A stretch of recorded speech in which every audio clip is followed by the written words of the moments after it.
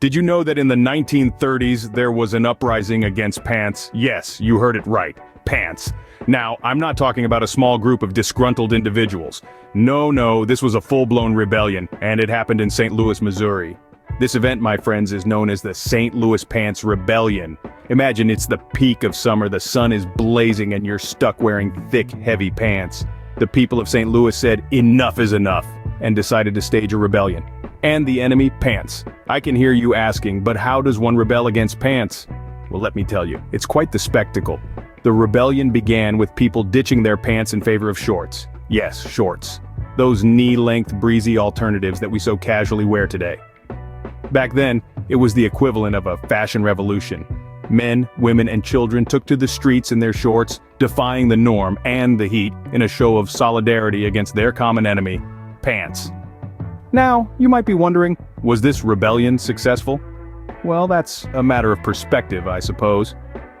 While the rebellion didn't exactly lead to a worldwide ban on pants, it did spark a conversation about the importance of practicality in fashion. And that, my friends, is no small feat. It's fascinating to think about the battles fought in the name of fashion.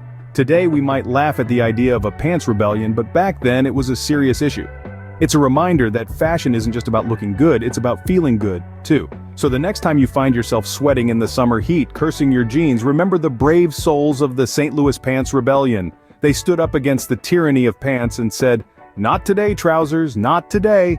So next time you're feeling the heat, remember you're not alone. There was an entire rebellion against pants.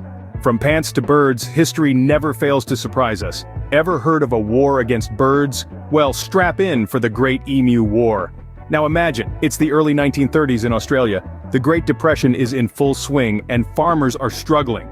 But to their surprise, their biggest problem isn't the economy. No, it's a flock of flightless birds. Yes, you heard that right. Emus, the big, awkward, ostrich-like creatures, became public enemy number one. Over 20,000 emus migrated into the Campion region of Western Australia, and they were hungry. These feathery fiends chomped through crops like a horde of feathery locusts, leaving farmers in despair. The situation was so dire that the farmers did the only thing they could think of. They called in the military. Enter the Australian Army, armed with 2 Lewis guns and a truckload of optimism. They were about to wage war on birds. The optimistic soldiers thought it would be an easy victory, but oh how wrong they were. The emus proved to be cunning adversaries. They scattered and regrouped, making them difficult targets. Their thick skin could even withstand bullets. It was like something out of a bizarre action movie. After several failed attempts to curb the emu population, the military finally admitted defeat. The emus had won the war. In the end, the farmers had to build fences around their properties to keep the emus out, and life went on. But the Great Emu War has never been forgotten. It's a perfect example of how sometimes nature simply refuses to be tamed. So next time you see an emu, remember these brave birds who once bested an entire army. They're not just a funny-looking creature, but a symbol of resistance. A reminder that sometimes the underdog, or should we say the underbird, can indeed win the day. And that, my friends, was the Great Emu War, a historical event that truly gives bird-brained a whole new meaning. Now, moving on from birds to dance, history has it all. Imagine a dance-off, but one that lasts for days. Intrigued? Let's dive into the dancing plague of 1518. Picture this. It's a warm July day in the city of Strasbourg. Suddenly, a woman named Frau Troffea starts to dance. And no, we're not talking about a little two-step or a jig here and there. We're talking non-stop, day and night dancing. You're probably thinking, well, that's one way to burn off a croissant. But here's the kicker, folks. This dance-off didn't end after a few hours or even a day. It went on for days, and Frau Troffea wasn't dancing solo anymore. Oh no, she had somehow managed to inspire a whole crowd of people to join her on this dance marathon. Now you might be thinking, well, they must have had some killer tunes back in the day, but no, this wasn't a flash mob in the making. This was the dancing plague of 1518. And it was as real as it was bizarre.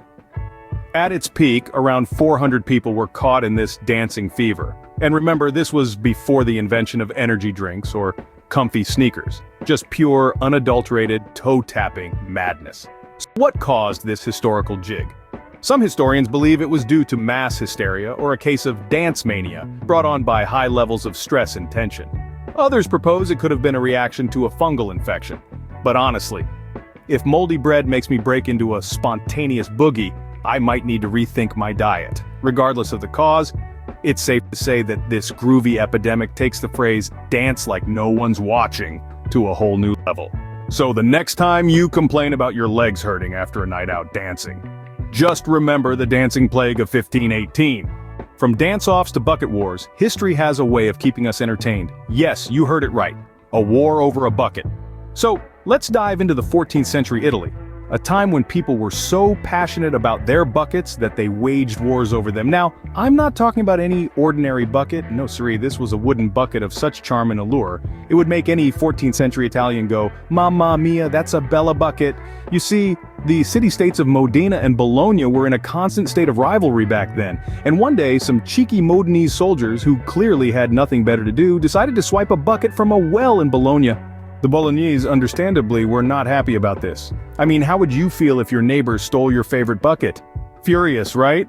So instead of simply asking for their bucket back or, getting a new one, the Bolognese did what any self-respecting medieval Italian city-state would do. They declared war. Yes, folks, the War of the Bucket had officially begun. Now, you would think that a war over a bucket would be a quick and silly affair, right? Wrong. This war lasted for 12 long years. 12 years. That's more than a decade spent fighting over a wooden bucket. Talk about bucket list goals. The war finally ended with the Modenese victorious, and they got to keep the bucket as a trophy. To this day, that infamous bucket is displayed in the Modena Cathedral. So, if you're ever in Modena, do drop by to see the bucket that was worth a war. But remember, if you're feeling a little envious of the Modenese and their fabulous bucket, just keep in mind that it's never worth starting a war over. After all, it's just a bucket. And that's the War of the Bucket, a historical event that truly puts making a mountain out of a molehill into perspective. Well, we've journeyed through rebellions, wars, dance-offs, and even a bucket dispute. History, you're weirder than we thought. Who could forget our first stop, the Forgotten Pants Rebellion? It's not every day you see a bunch of disgruntled tailors taking to the streets, demanding the right to wear pants. If you thought your dress code was strict, just remember, you could be living in a time when pants were considered a revolutionary act. Then, there was the Great Emu War. Ah yes, the time when Australia declared war on a bunch of flightless birds. It's a reminder that sometimes our greatest foes are not other nations, but nature itself. And in this case, nature had a lot of feathers and a mean pecking beak. We danced our way into the third chapter with the dancing plague. A spontaneous jig might be fun at a party, but when an entire town can't stop tapping their feet, things get a little weird. It's like a medieval version of a flash mob, but with less choreography and more, plague. And who could forget the War of the Bucket? Yes, folks, an actual war fought over a bucket. If you thought your sibling fights were intense, just remember that people have literally gone to battle over a piece of household equipment. It makes that argument over who gets the remote seem a little less dramatic, doesn't it? But what's the point of all this? Apart from the laughs, it's a reminder that history is not just about grand battles, noble kings, and lofty ideals. It's also about the quirky, the bizarre, and the downright ridiculous. It's about people, in all their weird, wonderful complexity. So next time you're feeling a bit odd, just remember you're in good company, and who knows, maybe one day your quirkiest moments might just make history. So there you have it, a whirlwind tour of some of the most forgotten and absurd historical events. Remember, history isn't always about kings and wars, sometimes it's about pants, birds, dance-offs, and buckets.